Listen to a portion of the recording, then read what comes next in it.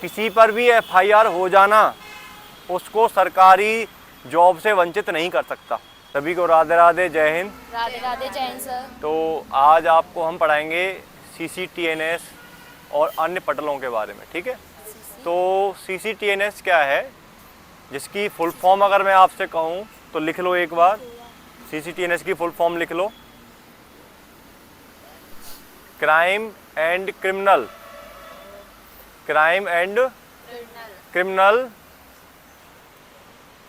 Trekking, track करना, समझ में आया? ट्रैक करते हैं जो, tracking network system, crime and criminal tracking network system, ये शॉर्ट फॉर्म है। क्या है ये? CCTNS क्या है? शॉर्ट फॉर्म है। तो इसकी फुल फॉर्म क्या है आपकी बता दी, crime and criminal tracking network system. नाम से ही समझ में आ रहा है, क्राइम मतलब इसमें क्राइम के बारे में स्टोर रहता है, और किसके बारे में? क्रिमिनल, जो अपराधी होते हैं उनके बारे में स्टोर रहता है। और किस चीज के बारे में? अपराधियों को ट्रैक करना, समझ में आ गया। Plus networking system. तो ये मेनली किसके लिए बनाया गया है? पुलिस के लिए। किसके लिए बनाया गया है? पुलिस के लिए। ये आपके पूरे हमारे देश में है, ऐसा नहीं है कि उत्तर प्रदेश में ही CCTNS है, सभी जगह है। दिल्ली में भी अपना CCTNS है, हरियाणा में भी अपना क्या है? CCTNS है। तो ये जो नेटवर्किंग सिस्टम है वो क्या है? सभी जगह पर है।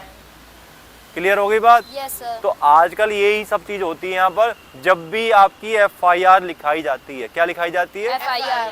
तो CCTNS में क्या होती है? फीड होती है। समझ में आ गया आपको? तो आपको जब वहाँ ऊपर गए थे GD रूम में, तो उन्होंने बताया था ना कि एप्लीकेशन आती है। फिर जैसी एप्लीकेशन होती है उसको हम जॉ की त्यों क्या करते हैं? टाइप करते हैं। करते हैं कि नहीं करते? और फिर वो टाइप करने के बाद उसको क्या करते हैं? फीड कर देते हैं। सर तो ये GD का वर्क होता है। कौन सा? हाँ, ये GD में ही है। जो CCTNS है मेन किस में काम आती है? GD में काम आती है। और अकेला GD में ही इसका काम नहीं है। जो हम विवेचक होते हैं, क्या होते हैं? विवेचक। हम इन्वेस्टिगेशन वाले जो ऑफिसर होते हैं उनका भी सारा काम किस पर होता है? CCTNS पे होता है। ये जो केस डायरी बनती है, केस डायरी समझ में आता है? CD। केस डायरी का मतलब होता है कि मान लीजिए कोई घटना घटित हुई, वो कैसे हुई, कब हुई, कहाँ हुई, किस तरीके से हुई, तो एक पूरी की पूरी स्क्रिप्ट लिखी जाती है, उसको हम क्या कहते हैं? CD। तो केस डायरी पूरी तैयार होती है कि आज आपने क्या किया, फिर कुछ दिनों बाद आपने क्या किया, उसके बाद आप मतलब जब तक वो खत्म नहीं हो जाए तब तक का पूरा उसमें लिखना। और फिर लास्ट में आपको पता है जब आप ऐसे लिखा करते थे या कुछ लिखा करते, आपसे लास्ट में कंक्लूजन मांगते थे। कुछ भी लिखते थे जब, तो आखिरी में क्या लिखते थे? कंक्लूजन। तो कंक्लूजन में क्या लिखते थे आप हमेशा? कि पूरा क्या हुआ वो इतने से पता चल जाए। तो ऐसे ही जब केस डायरी बनती है और जब सारी प्रक्रिया खत्म, अब इसमें कुछ भी बचा नहीं है, जो आरोप लगने थे वो सिद्ध हो गए, और अगर सिद्ध हो गए तो अच्छी बात, नहीं हुए तो क्लियर। तो लास्ट में एक फाइनल पर्चा कटता है। क्या कटता है? फाइनल पर्चा। ठीक है। अब वो फाइनल पर्चा या तो आपका किसका कटेगा? FR का, या फिर किसका कटेगा? चार्जशीट का। हिंदी में चार्जशीट को क्या बोलते हैं? आरोप पत्र। और फाइनल रिपोर्ट को क्या बोलते हैं? अंतिम रिपोर्ट, FR को। समझ में आ गई? तो लास्ट में जब पूरी इन्वेस्टिगेशन हो जाती है तो फिर हम ये डिसाइड करते हैं कि इसमें क्या लगेगा। समझ में आ गया? तो पूरा सारांश एक लास्ट पर्चे में क्या होता है? लिखा जाता है कि अब तक की तमाम ही विवेचना से ये सब करते हुए इनका बयान लिया, डॉक्टर का बयान लिया, निरीक्षण घटनास्थल किया, ये सब चीज़ें करने के बाद हमने पाया कि सारी चीज़ें उसमें लिख दी जाती हैं, जिससे कि जब कोई उसको पढ़े तो उसे पूरी केस डायरी ना पढ़नी पड़े, आखिरी में पढ़ ले अच्छे से कि ऐसा क्या है इसमें। अब वरना पूरी पढ़ने बैठेगा तो वो तो बहुत हाँ, हो जाता है। समझ में आ रहा है आपको? Yes sir. तो ये सब किस पे है होता है? CCTNS पर ही होता है। टाइप हम यहाँ ऐसे करते हैं, टाइप करने के बाद उसको CCTNS पे क्या करते हैं? फीड करते हैं। ठीक है। सर केस डायरी और एफआईआर जो होता है, केस डायरी में भी हम उसकी वही लिखते हैं आगे शिकायत का टाइम टेबल, और एफआईआर में भी वही लिखते हैं। FIR क्या है? पहली सूचना है, नाम ही इसका क्या है, फर्स्ट इंफॉर्मेशन रिपोर्ट, कि sir. क्या घटित हुआ उसके बारे में उसमें लिखा गया। अब उसके बाद जो भी प्रोसेस है वो किस में दिखाओगे? CD में दिखाओगे। कैसे हुआ, कब हुआ, कहाँ हुआ, कैसे कैसे पता चला, तो सब चीजें आप पता लगाओगे ना, नहीं लगाओगे? तो घटना का निरीक्षण भी करते हो, वो किस में आता है? CD में आता है। जैसे मान लीजिए आज कोई मुकदमा लिखा गया, जिसने मुकदमा लिखाया है उसका क्या करना है? बयान लेना है। क्या लेना है? बयान लेना है। समझ में आ गई बात? ये रूल है। और ये कहते हैं 24 आवर्स के अंदर अंदर क्या करना है आपको? बयान लेने। ये कहते हैं कि 24 घंटे से पहले किसी भी लेडीज को गिरफ्तार नहीं करते। नहीं, वो गिरफ्तार वाला सीन अलग है। वो अलग है। मैं अभी आपसे क्या कह रहा हूँ कि जब कोई अपनी एप्लीकेशन लेकर आया और FIR दर्ज हो गई, यस सर। तो 24 घंटे के अंदर पुलिस को, जो उसका इन्वेस्टिगेटिंग ऑफिसर है, IO है, उसके पास क्या है, 24 घंटे के अंदर उसके क्या लेने, उसको बयान लेने। बयान लेने हैं। जितना जल्दी हो जाए उतने जल्दी क्या लेने, उसके बयान लेने हैं। बयान लेने के बाद निरीक्षण घटनास्थल भी करना होता है तुरंत। Yes sir. घटनास्थल का मतलब क्या हो गया? कहाँ पर घटना घटित हुई आपके साथ, वहाँ पे तो जाके देखना हम पड़ता है। उनसे पूछेंगे कहाँ हुई, तो वो हमें लेके जाएगा, लेके जाएगी। Yes sir. ठीक है, कि सर यहाँ पर ये घटना हुई, मेरे संग यहाँ छेड़छाड़ हुई, या मेरे संग यहाँ पर लूट हुई, या मेरे संग यहाँ से चोरी हुई, यस सर। या मेरा यहाँ पर फ़ोन चोरी हुआ, कुछ भी, यहाँ मेरे संग मारपीट हुई, कुछ भी हो सकता है। वो तो Yes, तो sir. FIR में लिखा रहता क्या हुआ, तो उसका क्या हो गया, निरीक्षण क्या हो गया, घटनास्थल। ये सब किस पर अपलोड होते हैं? ई-साक्ष्य ऐप पर। हाँ जी, एक अलग से ऐप लगी है हमारी। अब क्या करना होता है कि अब जो बयान हम लेते हैं पीड़िता के या पीड़ित के, वो बयानों को हम क्या करते हैं, ई-साक्ष्य ऐप पर क्या करते हैं, अपलोड करते हैं। समझ में आ गई आपको? Yes, sir. एक एप्लीकेशन है ई-साक्ष्य, उस पर क्या करते हैं, अपलोड करते हैं।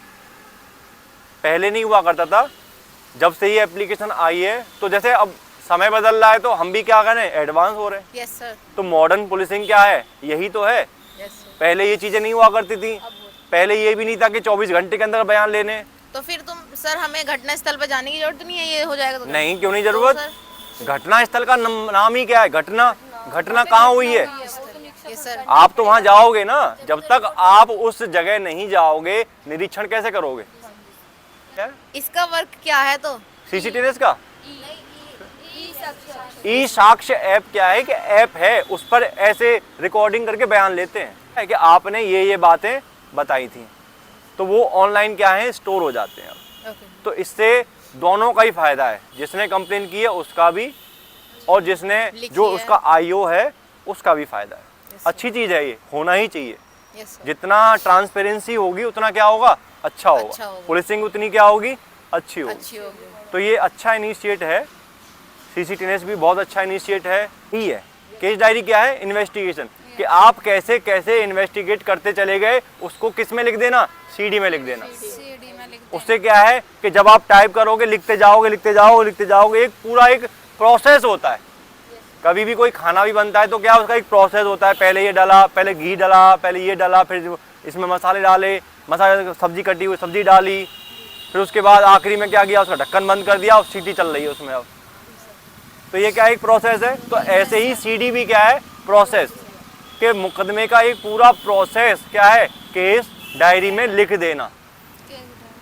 उसके बेसिस पर लास्ट में हम डिसाइड करते हैं कि जितनी भी चीज़ें हमें मिली, जितने भी बयान मिले, गवाह मिले, सब चीज़ें, फुटेज मिली, साक्ष्य मिले, उसके बेसिस पर ये मुकदमा क्या होना है इसका। फाइनल रिपोर्ट तैयार हो गई है? तो उसके बेसिस पर जो है एक रिपोर्ट तैयार होती है। अब उसमें ये डिसाइड होता है कि इसमें क्या लगेगा। समझ में आ गया? अगर अपराध साबित है तो चार्जशीट, अपराध साबित नहीं है तो FIR। समझ में आ गई बात आपको? तो कभी भी ऐसा नहीं है कि आपके ऊपर किसी ने इल्जाम लगा दे तो आप टेंशन में आ गए कि अब तो मैं जो है सरकारी जॉब नहीं ले पाऊंगी। किसी पर भी FIR हो जाना उसको सरकारी जॉब से वंचित नहीं कर सकता। कब तक? जब तक उस पर अपराध साबित ना हो जाए। अगर आपके ऊपर FIR लिखवा दी किसी ने और आप उसमें क्या हो जाओ, निर्दोष साबित हो जाओ, तो कोई दिक्कत नहीं है। समझ में आ गया? सरकारी उसमें कब दिक्कत आती है, जब आपके ऊपर एफआईआर हुई है और आप पर जो जुर्म है वो क्या हो जाए, साबित हो जाए। तो कोर्ट का सीधा सीधा आदेश है, सुप्रीम कोर्ट का, माननीय सर्वोच्च न्यायालय का, कि अगर आपके खिलाफ एफआईआर दर्ज है और आप उसमें क्या हो जाएं, बाइज्जत बरी हो जाएं, तो आप एग्जाम में बैठ सकते हैं सरकारी जॉबों के लिए। क्लियर होगी बात? तो इस बात की कभी टेंशन नहीं लेनी। पहली बात तो इन्वॉल्व भी नहीं होना, ठीक है। और अगर गलती से कोई आपके साथ ऐसा कर देता है तो घबराना नहीं है, ठीक है ना। अगर आप अच्छे हैं और सही हैं और आपने ऐसा कोई कुछ नहीं किया है, तो जब इन्वेस्टिगेशन होगी तो आप उसमें क्या हो जाओगे, निर्दोष हो जाओगे। क्लियर होगी बात? तो ये पूरा प्रोसेस समझ में आ गया आपको? ठीक है। तो आज के लिए इतना ही, फिर आपको नेक्स्ट क्लास में फिर से मिलेंगे। कोशिश करेंगे कि आपको घटना स्थल का क्या कराया जाए, निरीक्षण। कल पूरी कोशिश रहेगी कि आपको घटना स्थल का क्या कराएंगे, निरीक्षण कराएंगे। कैसे साक्ष्यों को संकलन करते हैं, एविडेंस को क्या करते हैं, कलेक्ट। घटना स्थल पे क्या होता है, आपने मूवियों में भी देखा हो, टेप लगा देते हैं ऐसे करके, है ना। वो आम जनता बाहर रहती है टेप के अंदर, और अंदर कौन कौन सी टीम होती है, बस खाली जिनको सिर्फ खाली अलाउ होता है अंदर जाने का, ठीक है। तो कल आप देखोगे किस तरीके से घटना कहाँ हुई, कैसे एविडेंस लिए जाते हैं, क्या क्या प्रोसेस होता है, कैसे पूछताछ होती है, वो कल ही पता चलेगा आपको, ठीक है। तो कल की ज़्यादा इम्पोर्टेंट है क्लास, तो कोशिश करना कि सभी के सभी आप आ पाओ। तो कल फिर मिलेंगे आपको, तब तक के लिए जय हिंद, जय भारत।